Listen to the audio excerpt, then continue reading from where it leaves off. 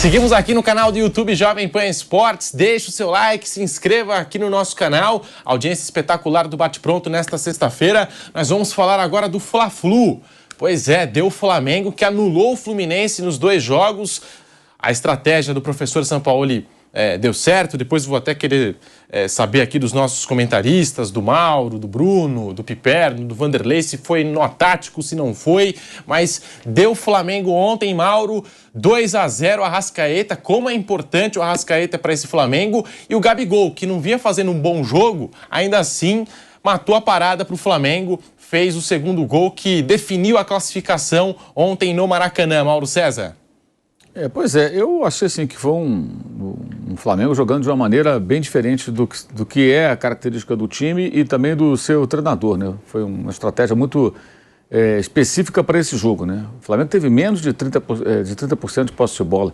A bola ficou quase todo o tempo com o Fluminense. E no jogo anterior, também em jogos, tirando aquele 4-1 que foi uma vergonha na final do Carioca, outros jogos contra o Fluminense esse ano, ainda com o Vitor Pereira, os melhores momentos do Flamengo foram justamente sufocando o Fluminense ali na saída de bola, apertando, dificultando que o Fluminense ficasse à vontade, trocando passes, que é uma maneira de você deixar o time do Fernando Diniz mais incomodado. Ontem não, o Flamengo deixou a bola com o Fluminense muitas partes do jogo, muitos períodos do jogo, subiu a marcação em alguns momentos, alternava, só que conseguiu, assim, defensivamente ter uma partida muito sólida. O Fluminense praticamente nada criou, né? A defesa do Flamengo neutralizou tudo praticamente. O Fluminense tentou, teve uma chance com o Cano no primeiro tempo, que ele não finalizou bem, um chute dele de fora da área, que foi mais uma iniciativa individual do jogador do Fluminense, e o Flamengo conseguiu aproveitar aquela jogada ensaiada. O Flamengo tem feito alguns gols de jogadas aéreas, tramas aéreas, que não havia há pouco tempo atrás, né? Parece que estão treinando isso, né? Talvez esses 29 dias sem folga treinando tenha algum tipo de peso nisso, né? Porque de repente quando você vê contra o Bahia os gols foram de cabeça, ontem de novo jogada de cabeça, deve ter alguma... O próprio Arrascaeta no Fla-Flu 0-0 perdeu um gol de cabeça mais fácil do que o de ontem, estava perto do gol, cabeceou mal por cima do travessão, ontem ele acertou o alvo. Então acho que foi assim, uma partida específica, né? O Flamengo não vai jogar assim, acho que outras vezes não tem essa característica, os adversários não apresentam um cenário favorável para jogar ali fechado, esperando o adversário e tentando neutralizar suas ações. Aí depois perdeu os gols, para variar um pouquinho, né? O gol que o Gerson perdeu constrangedor, o Cebolinha também todo embananado, perdeu a bola numa outra jogada, que já no momento do jogo também que o Fluminense estava meio bagunçado ali, até o Nino admitiu isso depois, né, na coletiva pós-jogo, porque estava tentando o gol de qualquer maneira. Você vê como as coisas são curiosas, que eu falei, a coisa do aleatório e como o resultado contamina a análise. Na Taça Guanabara, o Flamengo fez um jogo melhor que o Fluminense, não mereceu perder. No final do jogo, precisando da vitória, o Fernando Diniz teve uma queda física no segundo tempo, para variar. O Diniz colocou vários atacantes e tentou tudo ou nada, que é o que todo técnico faz. Aí nisso ele não foi diferente de ninguém. E o Pirani chutou, o Cano chutou uma bola torta, a bola saiu toda para o lado errado, sobrou para o Pirani, ele chutou machucado e ela foi pererecando para dentro do gol, o Fluminense ganhou o jogo. E aí muita gente, não sei o quê, cara, foi totalmente aleatório. Não que o Diniz não seja capaz de ganhar um jogo do Flamengo, que ele não consiga montar o time, pelo contrário, os 4-1 foram o contrário. O Flamengo foi patético, mas o Fluminense jogou muito bem, decidiu ali, jogou uma partida final como se joga uma partida final. Mas tem muito do aleatório, né, nessas situações. Ontem o Fluminense foi para o tudo ou nada. Imagina se ele faz um gol, empate e ganha nos pênaltis. Nossa, sensacional. Não foi. Não foi sensacional. Foi uma tentativa desesperada como a da Taça Guanabara. Só que ontem não deu resultado. Pelo contrário, ofereceu contra-ataque. O Flamengo perdeu uma chance, uma segunda chance, e numa terceira oportunidade. Depois de perder, inclusive dentro daquela chance, teve uma que perdeu 3 chances numa só, né? Que foi a do Gerson. Foram 3 chances numa só. Com o Gerson, com o Gabigol e com o Cebolinha, que mandou na trave. A bola não entrava. E aí também, numa sobra de bola, o Gabriel fez o gol. E é curioso que ele já estava sentindo alguma coisa, estava meio capengando, né? É o segundo jogador do Flamengo que faz gol machucado, ou sentindo alguma coisa. Teve o Léo Pereira contra o Corinthians e ontem o Gabriel. E aí sacramentou uma vitória. Eu achei que a vitória foi justa, porque a estratégia do Sampaoli, ela prevaleceu. Bem, eu vou deixar a bola com eles vão jogar com a bola aqui no meu campo, eu vou me defender. Neutralizou as ações, o Davi Luiz jogou muito bem, inclusive ontem, achei. Primeiro tempo um pouco atabalhoado numa jogada outra, numa delas tomou até um cartão amarelo, mas ele e o Fabrício e o Bruno ele comandaram ali, jogada aérea, cortaram tudo ali, o Fluminense não conseguia criar nenhum tipo de perigo, né, na maioria das vezes. Então acabou sendo importante para esse jogo específico, numa competição que tem as suas características, é um mata-mata, e numa semana muito tumultuada, né, houve essa vitória que eu acho que traz uma certa tranquilidade. E do lado do Fluminense, acho que nada é mais extremista do que o dinizismo, né? Há poucos dias, semanas, Eu ouvi algumas pessoas dizendo, olha, eu acho que esse time do Fluminense ele é comparável ao Flamengo do Jorge Jesus. Isso é uma heresia, né? Não só pela qualidade do jogo, pela diferença entre os jogadores, né, nível técnico, e porque um conquistou e o que o outro ainda tenta conquistar. E até esse tipo de comparação eu escutei. Deve dar clique esse tipo de coisa, deve render audiência, você vai falar uma bobagem dessa, que isso é uma loucura. É uma gozação até com o torcedor do Fluminense. Está debochando do cara. Não é verdade. Isso não é verdade. Também não é uma porcaria. Mas não ganha 5 jogos.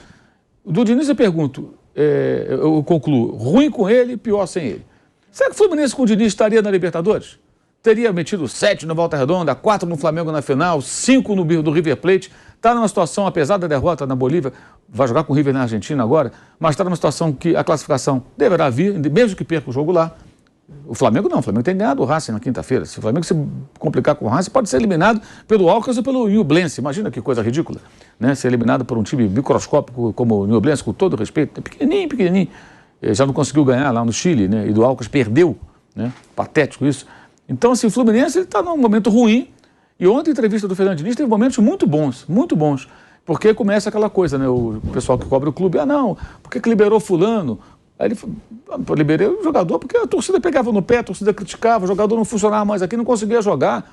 Eu defendi ele na coletiva, vocês criticavam. Chegou uma hora que o menino está do São Paulo agora, o Michel Araújo e o Caio Paulista. Os dois foram citados, entre outros jogadores. Ele falou, mas tudo era culpa do Caio Paulista. Ele teve uma chance num outro clube, seguiu lá para São Paulo. Ele que transformou o cara em lateral esquerdo, inclusive. Agora você reclama que o cara não está aqui. Aí falou, trouxemos o Marcelo, aí trouxe o Pirani, trouxemos outros jogadores e tal. Não, mas a contratação, ele falou, o Fluminense não vai pagar. Parecia um dirigente falando. E eu achei muito bom que ele falou, gente, o Fluminense tem que pagar seus compromissos. Não adianta falar em contratar mais e mais e mais, que o clube não vai conseguir pagar. Quer dizer, é uma loucura. O cara olha e fala assim, o Marcelo não jogou, o Alexander está machucado, faltou fulano. Tem que contratar. Muito fácil falar que tem que contratar. Acho que nós, na imprensa, temos que ter um pouco de responsabilidade com relação a isso. É que nem eu falei ontem que a história do Cudê. A gente desce o cacete no calendário. O calendário é um absurdo, é um absurdo. Aí o cara fala assim, cara, tem que fazer uma escolha. Eu tenho 3 jogos, que é contra Corinthians, já está 2-0 pro meu time, né? Eu vou jogar fora, mas está 2-0. Tem um jogo contra o Cruzeiro. Eu não posso perder pro Cruzeiro. Não se perder pro Cruzeiro, na volta do Cruzeiro, depois de 3 anos na Série B. Esse jogo é importante. E a gente sabe que pesa. Pesa a barbaridade, né? Você vê o caso do Grêmio, ganhou o Grenal, já começou agora a ganhar todo mundo de novo, voltou a vencer. Como é que isso... Né? E depois o jogo mais importante, se o Atlético não venceu a Aliança em Lima, ele vai ficar fora da Libertadores. Então ele tem que ganhar os jogos. Aí ele faz uma escolha. Deu errado. É dele a responsabilidade? É claro que é, ele que é o técnico, né? É dele a responsabilidade. Mas se eu estivesse no lugar dele, eu também teria que fazer uma escolha se eu fosse o técnico. Não tem jeito, não posso jogar com os mesmos jogadores todos os jogos.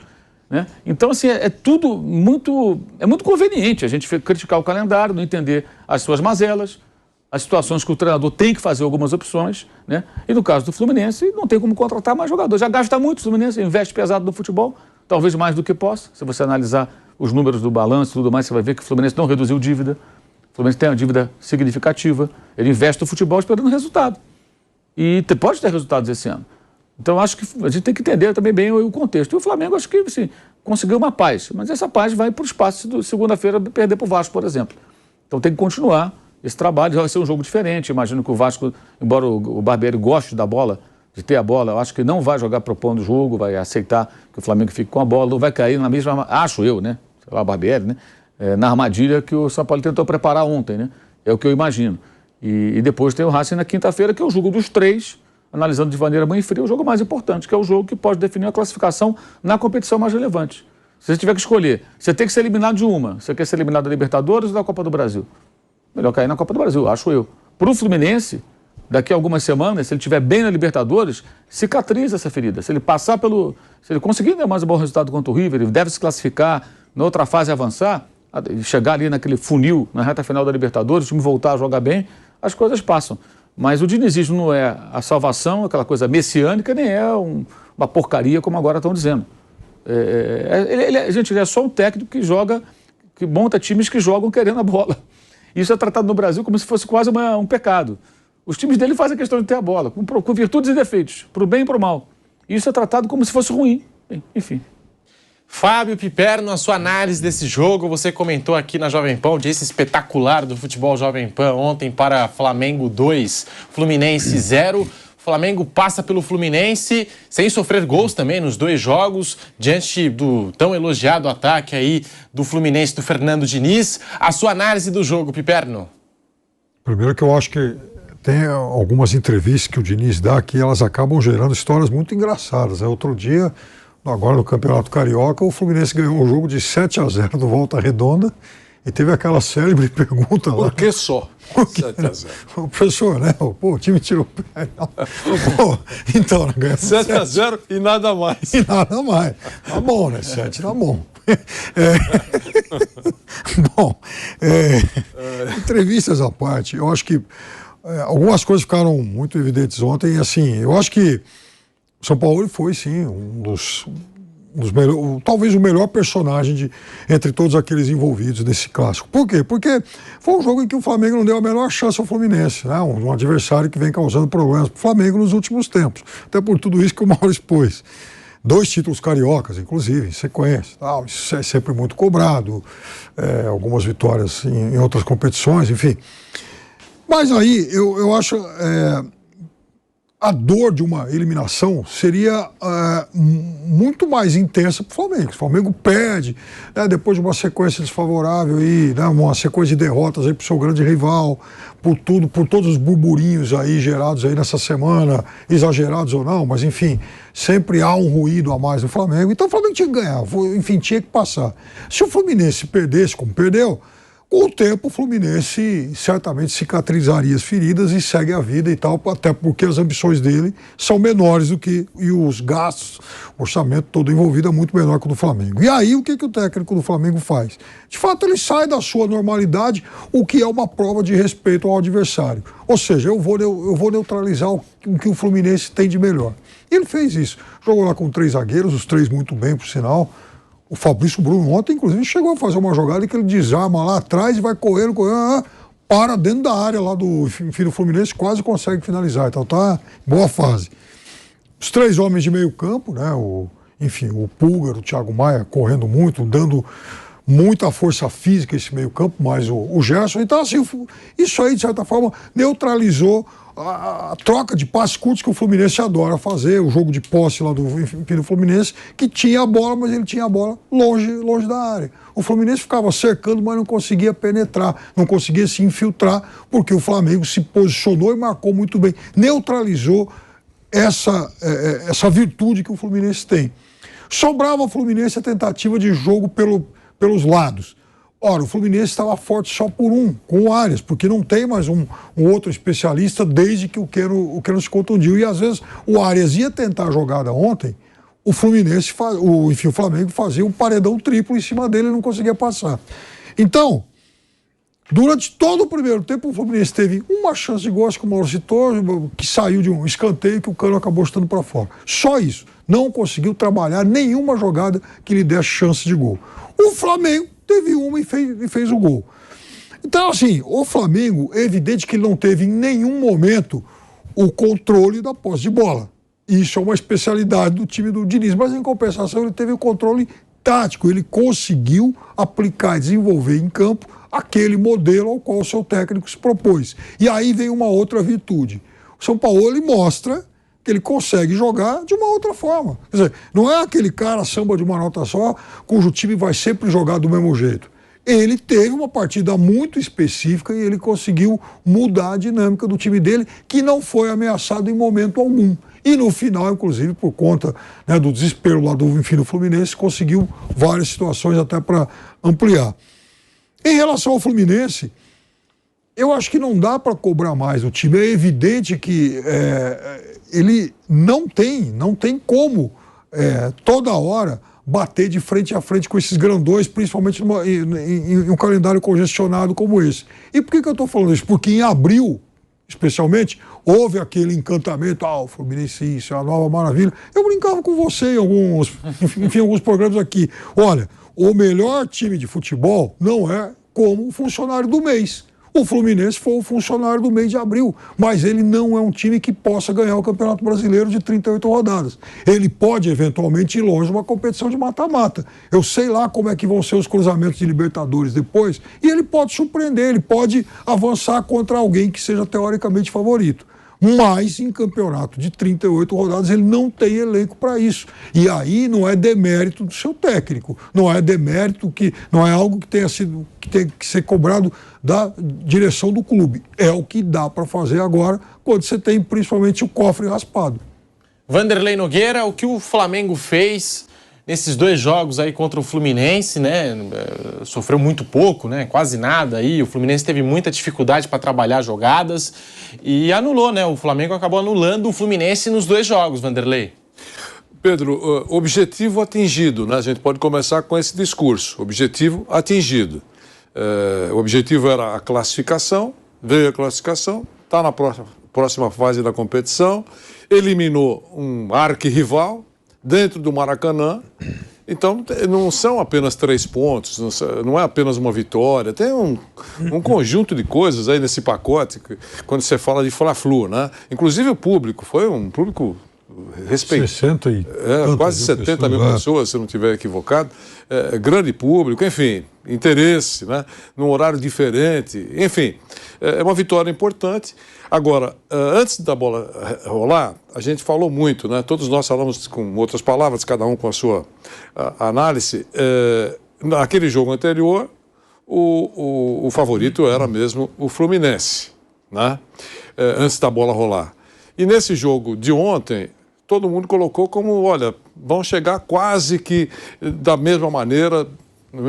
Os dois times, eles estão preocupados, os 2 times, têm problemas para resolver. Mas o mais apertado, na minha opinião, era o Flamengo. Até porque, pela efervescência fora do jogo, fora do campo, que todo mundo sabe, a gente falou sobre isso nos últimos tempos. Se o Flamengo fosse eliminado ontem, seria um salseiro. A fábrica de tinta ficaria muito feliz, porque muro pichado, certo? A associação dos grafiteiros, a associação dos pichadores já estava se manifestando e colocando, inclusive, placas, vagas, aquele negócio todo. Ia ser um salseiro lá para cima do ninho do urubu, né? A gente sabe perfeitamente. Mas agora o campeão voltou. Para os mais entusiasmados é isso, mas não é verdade, né? Porque até o Palmeiras já foi citado aqui em programas anteriores, a gente falou, até o Piperno me falou várias vezes durante a madrugada, Vanderlei, não há um brilho permanente, não existe isso. Né?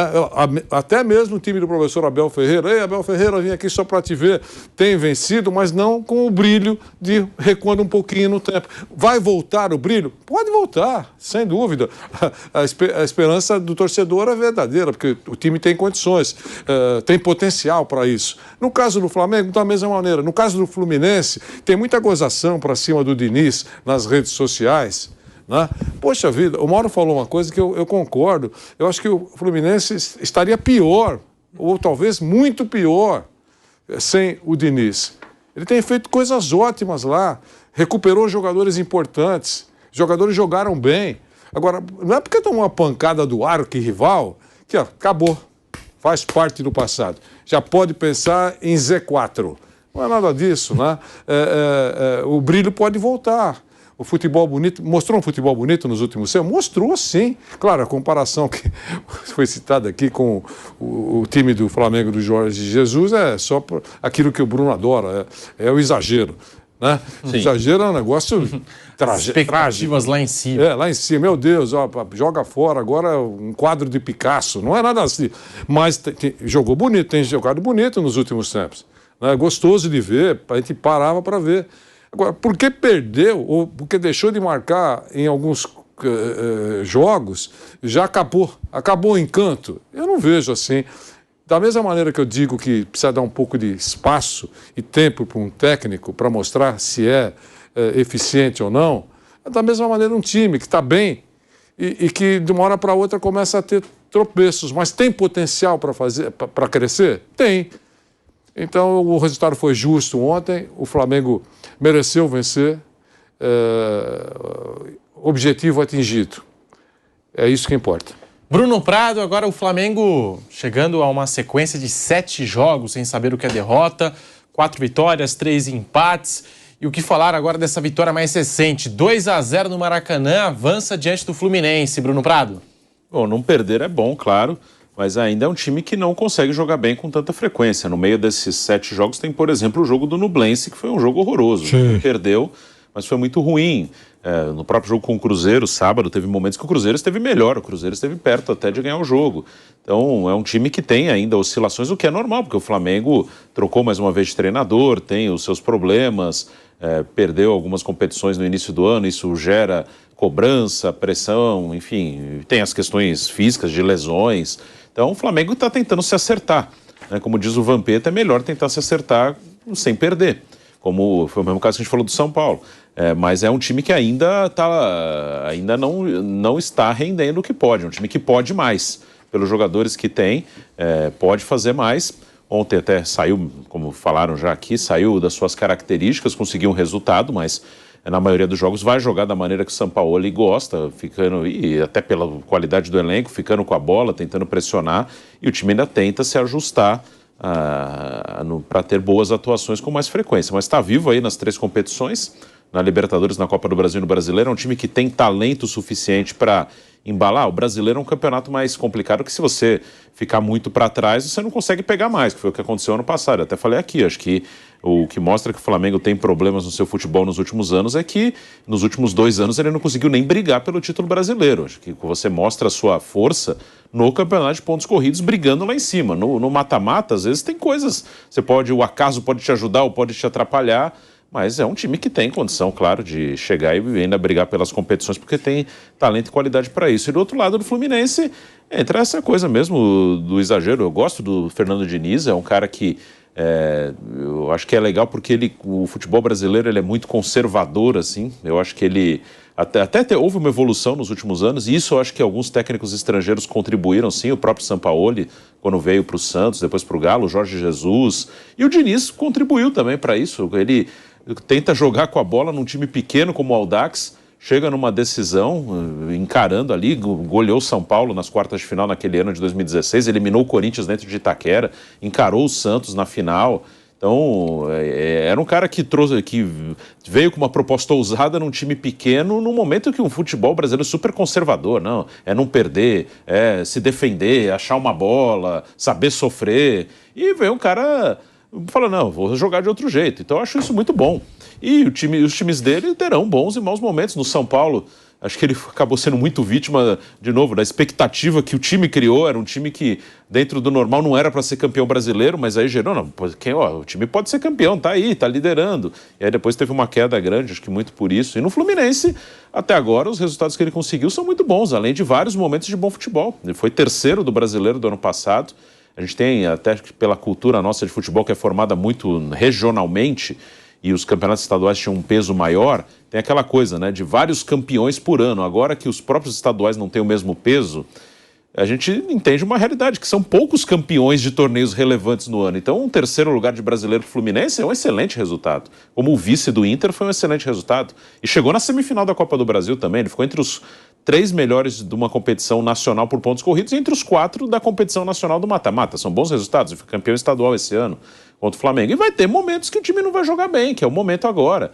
Aí pode ter questões que ele, como técnico, vai ter que resolver. Tem as questões físicas de jogadores lesionados. Agora ele vai ter 2 competições, não mais 3. Vai ter mais tempo para recuperar o time de um jogo para o outro. E claro, uma outra coisa que ele pode ajustar.